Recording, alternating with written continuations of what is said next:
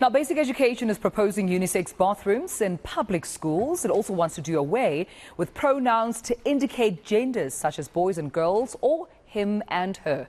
Now, the public will get an opportunity to comment on the proposals from next year, but there's already been some backlash from political parties as well as civil society. So let's discuss this now with Dr. Claudine Tani, an expert on gender diversity in education, joining me this morning right here on the SA Morning. Doc, thank you so much for your time and good morning to you.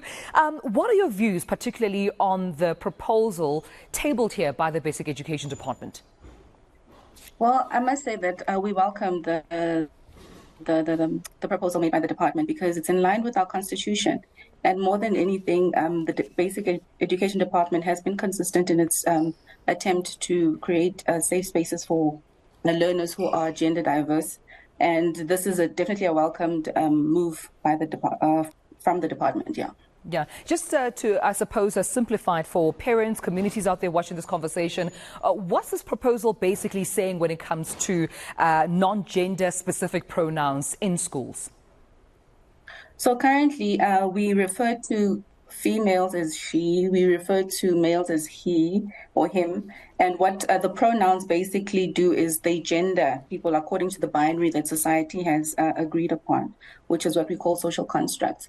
So non-binary identities do not respond to he or she as an identity, but to theirs, them, and there's a number of other identities that are laid out. I don't think we're that far along in terms of the wide range that is used, maybe even in the US, but it's basically responding to a person by the pronoun that they prefer. So doing away with the binaries that we've become accustomed to as a society and respecting the identities that people have chosen for themselves. And how that manifests maybe in the public spaces. So usually you'll see in a public toilet, there's a male and a female figure on the door. Right. And it doesn't necessarily cater for people who don't ascribe to those identities. So what this would mean that there wouldn't be those signs on the door, or there would be both the signs on the door, there would be no signs on the door. So basically, I'm accommodating anybody who wants to use a public toilet and not necessarily specifying who gets to go in and who does not. Doc, are you able to paint us a picture or perhaps even just elaborate on, the realities, the lived experiences of young learners in school that are of a different sexual orientation, how they've felt perhaps before this proposal was first initiated by the Department of Education, because they say one of the big challenges they've had as a department is the learners saying they feel unsafe, they feel unwanted, and that contributed to the high dropout rates from such learners. Yeah, so this issue doesn't only talk about the public toilets, it also talks about uniform, it talks about how teachers respond to learners, their preferred use of these pronouns that we're talking about. So it's basically learners' rights of identity being denied. It manifests sometimes in the forms of bullying, homophobic bullying. We know about this. And bullying doesn't only come from learners. Sometimes it comes from teachers who believe that at times through their religious persuasions are saving the learners from what they would term whatever their religious conviction would lead them. But what's important to note always in the South African context is that we are bound by the Constitution to respect the rights of all learners. And the daily lived experience of learners in schools, for many, is very traumatizing in that they're othered, like we said, they're bullied. And often, until recently, the content in their textbooks doesn't reflect that identity. So the department is trying, I think, over the couple of years to sort of bring to pass this constitutional pronouncement in recognizing the rights of learners to express their gendered identities.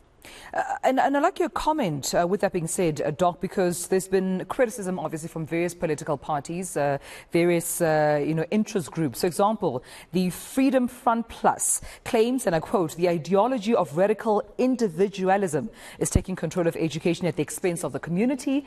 That's one comment there from them. But also the ACDP staged a picket outside the provincial legislature holding signs that read, and I quote, down with the gender identity and sexual orientation guidelines, as well as, and I quote, down with unisex bathrooms, God created male and female. I mean, what would your response be to such, I suppose, expected criticism from different and varying groups? Well, I think people use different positions when it's convenient. I think the Bible talks about love, and that's always been my stance on this matter, is that God talks about love above all. And whenever we want to, we use the Bible to support certain hatred, if I can put it that way, hatred and abuse of children. I believe that there's room for debate. There's room for debate. There's room for discussion on how we treat others. We may not like others. We may not love them, but we have to accept and respect them. And that's what our Constitution stands for, because not so long ago, Black people were the other, and that's a privilege that I always have to remind myself that I sit and I speak to you today, you and I both Black females on this TV network, because somebody stood up for us, and so that person was not looking like us. So we often have to take the responsibility to not recreate the hatred that we've seen, that we've been victim to. And often when we talk about these things, it's to serve our own interests, I've never seen anybody say they've been attacked by a learner who is gay, or they've been made to feel uncomfortable. And if it is a discomfort, that's what we need to address, is the discomfort. Where does it come from? Where does this hatred come from? Why are you afraid of this person? And that's the problem. That's the sickness in our society. Not so much that people are different from us, because we have different religious groups. We have Muslims, we don't fight with Muslims. We have Hindus in our country, we don't fight with Hindus. So why is it that this specific group is being targeted? And for me, I think because we are still so young out of our democracy, having gone through so much, I think it's our responsibility not to ever let anybody under our Constitution be victimized. And we need to protect this Constitution, because tomorrow it could be me again under a different label of hatred. Yeah. So I think it's not so much that our ideologies are not allowed. It's just making another person feel like an outsider, and consistently supporting that view that they deserve to die because they don't believe like I believe, or they don't love like I love. Yeah. And that's what we need to protect viciously, yeah. And Doc, with that profound statement, is also thought-provoking statement. We have to leave it there, but I appreciate you speaking to us this morning and being a part of this conversation. Dr. Claudine Tani joining us this morning, of course, addressing the proposal tabled here by the Basic Department, the Basic Education Department, on the unisex bathroom, non-gender-specific pronouns, which are open for comment next year. And, of course, Dr. Claudine Tani, being an education policy expert, saying they do welcome this proposal tabled by the Basic Education Department.